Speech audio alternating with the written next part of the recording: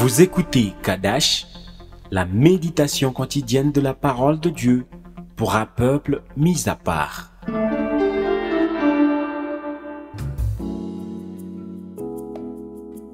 Shalom bien-aimé en Christ, le message d'aujourd'hui est « Jette ton manteau ». Un manteau est un vêtement à manches que l'on porte par-dessus les autres vêtements pour protéger contre le froid. La parole de Dieu nous dit que lorsque Jésus appela Bartimée, ce dernier a jeté son manteau. Marc chapitre 10, le verset 50. L'aveugle jeta son manteau et, se levant d'un bond, vint vers Jésus. Amen. Bien-aimé en Christ, Bartimée a jeté son manteau avant de rencontrer Jésus. Il s'est dépouillé du mensonge qu'on lui avait fait porter. Sûrement on lui avait dit « tu ne verras jamais ». Il a enlevé tout ce qui pouvait bloquer son miracle. Bien-aimé en Christ, aujourd'hui, plusieurs personnes portent des manteaux qui les empêchent de recevoir la visitation de Dieu. Plusieurs se sont levés, sont venus vers Jésus sans avoir jeté leur manteau. Et étant dans la maison de Dieu, ils n'expérimentent point la grandeur de Dieu, comme on le leur avait dit, parce qu'il y a un pas qu'ils n'ont pas franchi. Bartimée a reconnu qu'avec son manteau, il risquait de rater son miracle.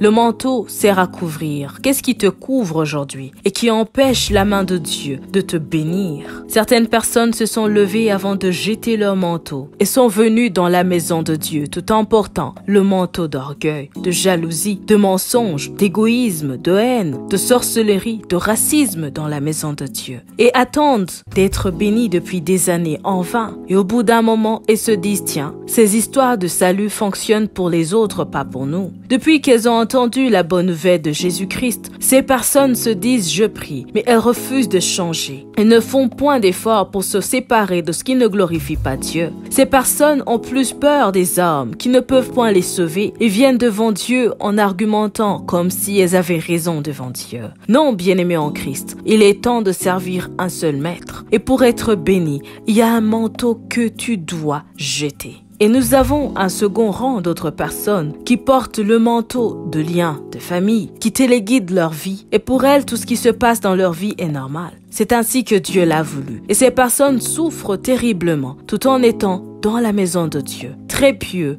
obéissant à la parole de Dieu, intercesseurs, pleins de zèle pour l'évangile, mais sans la révélation sur la source de leur situation.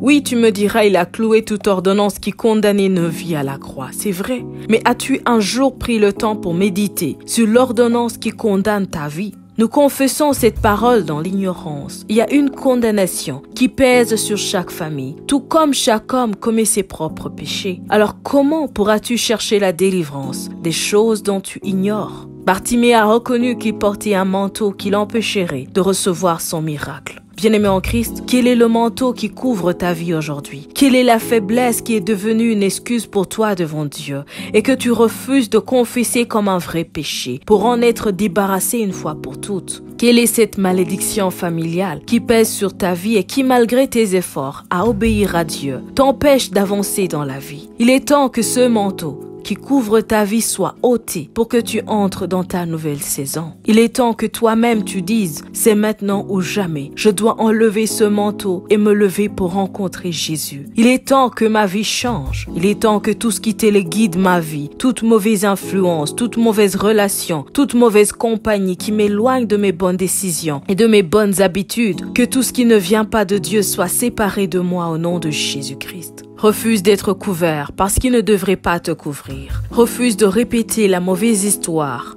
de tes parents, de tes oncles et tantes, de tes grands-parents. Non, ce n'est pas le sort divin, car Jésus est venu pour des cas comme le tien. Bartimée a passé plusieurs années assis au bord du chemin, aveugle et mendiant. Et sûrement on lui avait dit, c'est ainsi que Dieu l'a décidé pour ta vie. Non, quand Bartimée a réalisé que Jésus peut changer sa situation, il a crié. Et quand Jésus l'appela, il s'est dépouillé de tout mensonge qui le couvrait et il est venu vers Jésus. Bien-aimé en Christ, maintenant médite sur ta vie. Vois la vérité de ton cœur. Tu es devant Dieu. Tu n'es pas devant un homme qui ignore certaines vérités de ton cœur. Qu'est-ce qui doit changer en toi? Que dois-tu abandonner maintenant? Prends la sage décision de renoncer à tout ce qui te couvre et t'empêche d'être béni. Regarde très bien et décide de te dépouiller, car c'est alors que ta délivrance apparaîtra. Sois richement béni. Shalom.